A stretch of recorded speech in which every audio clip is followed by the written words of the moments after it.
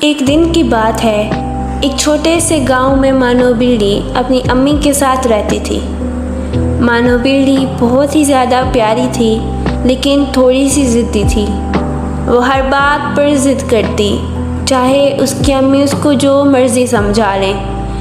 ایک دن آسمان پر بہت زیادہ بادل آ گئے۔ امی نے اسے سمجھایا، مانو بیٹا باہر مت جانا، بارش ہونے والی ہے۔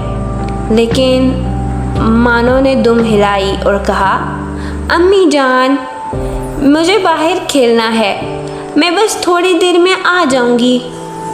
امی نے اسے بار بار سمجھایا، مگر مانو بلی بہت ہی زیادہ ضدی تھی۔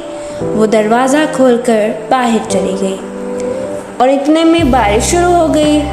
ٹپ ٹپ پانی برسنے لگا۔ مانو بلی پہلے تو بہت زیادہ خوش ہوئی اور اس کے بعد ہی اس کو سردی لگنے لگ گئی اور وہ پوری طرح گیلی ہو گئی۔ اب وہ ڈر گئی اور دوڑ کر گھر واپس چلی گئی اور اپنے امی کے گلے لگ گئی۔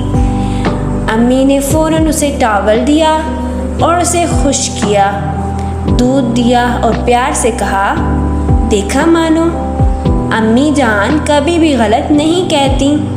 مانو نے شرمندگی سے سر ہلایا اور کہا، آئندہ امی کی بات ضرور مانوں گی۔